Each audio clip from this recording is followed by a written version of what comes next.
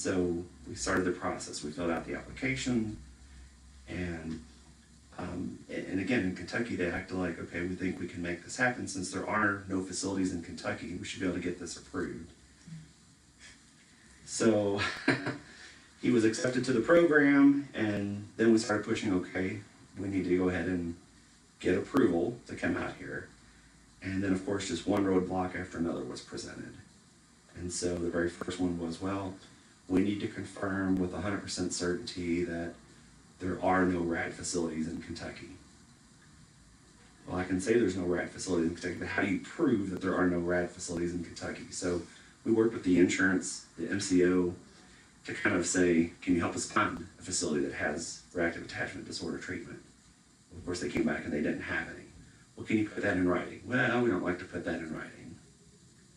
Well, I need it in writing to prove that there's nowhere in Kentucky that has such a program. And eventually, they did finally give us a letter that said, we've done a thorough search, there are no facilities in Kentucky, and then they even took it a step further and said, we're not even aware of any facilities outside of Kentucky that would even accept Kentucky Medicaid.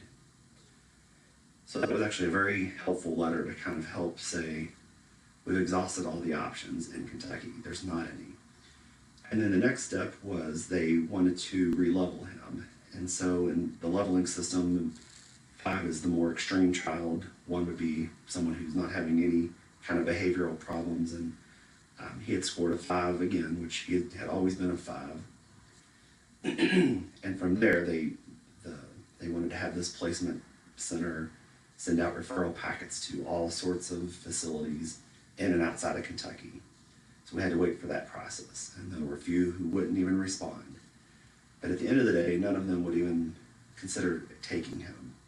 So not only were they not going to take him because they didn't have a RAD program, but just based on his behaviors and his history, they said, you know, that we won't have a place for him there. So I guess it was kind of a lengthy process, but at some point, you know, sometimes we felt like, okay, it's going to happen, and then something would change. And finally, when there was openings and you all were ready for him to come to Colorado, they just kept, you know, coming up with every reason. Well, we feel like it only meets 32 of 33 criteria, so we can't pay for it because it's not a traditional residential program. That seemed to be the big barrier that was, you know, hanging everything up. And of course, we argued, well, it's better that it's not a residential program because he'll actually practice what he needs to do when he's at home. And if he can be successful here, he should be able to be successful at home. When you're in a residential treatment facility and the staff change every 8 hours, and you may not even see the same staff person for days or weeks at a time, and you never have to bond with that person. And for him, that's when he has the most outbursts and the most rage. So we just kept saying, well, that's what he needs, regardless of what the requirements are. And no, it's not a traditional residential program, but that's a good thing. So at the end of the day, they said, we'll just have to meet in family court tomorrow, and you'll just have to surrender your rights back to the state, and just give him back up to the state. I said, okay, well, what's going to happen to him when he is surrendered back to the state? Because you've already sent out the placement packets, and no one's going to take him. So where's he going to go? And at the end of the day, they said, well, there's a place where, you know, kids that are hard to place, there's a facility in Texas that we typically send them to, and that's where he'll probably end up being.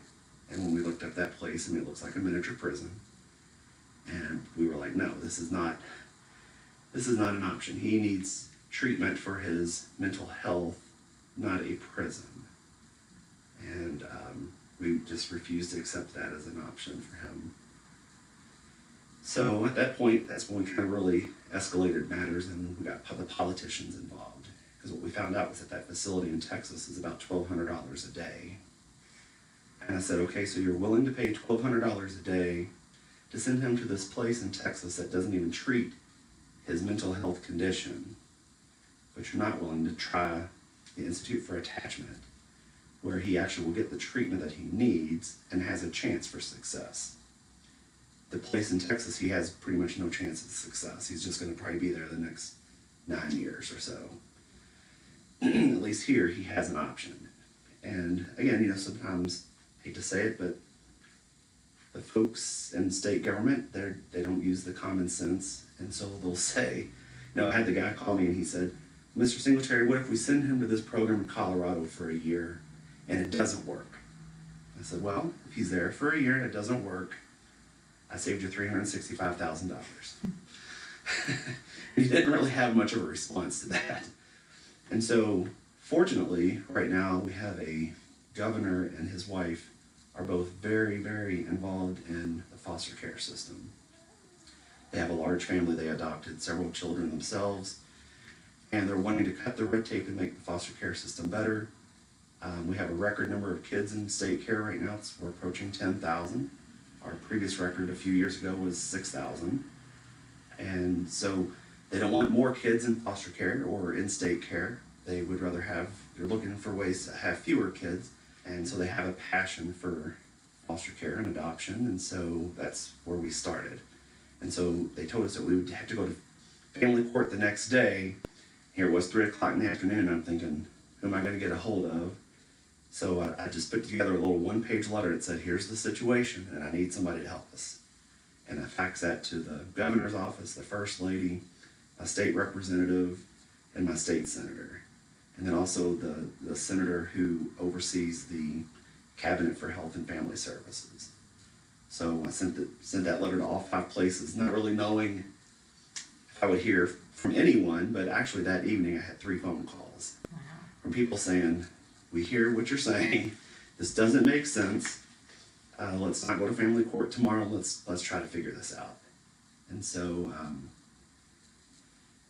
things started moving in a more positive direction, especially when I started explaining, well, this place in Texas is going to be $1,200, and it's a whole lot cheaper if we try this, and it actually will treat his condition. And so, again, the MCO, they were very adamant that there's just no. MCO stand for?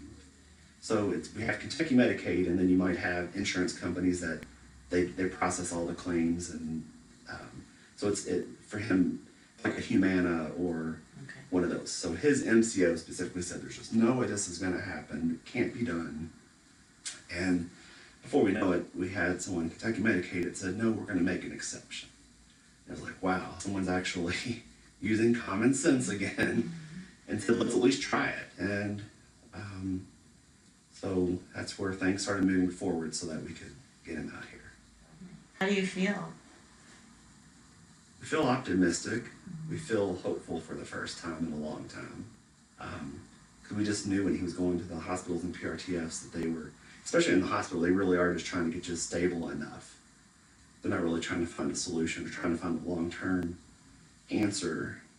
And similar with the PRTFs, I think they want to get you to a point that they feel like, okay, now you're safe enough to go home. But you still don't have the tools and the child doesn't have the tools that they need to be successful. So you come back home and you get back to the normal stress of having siblings in the home, and you have to go back to a regular school, not just a superficial school where there's only 5 kids in a classroom. That's not realistic.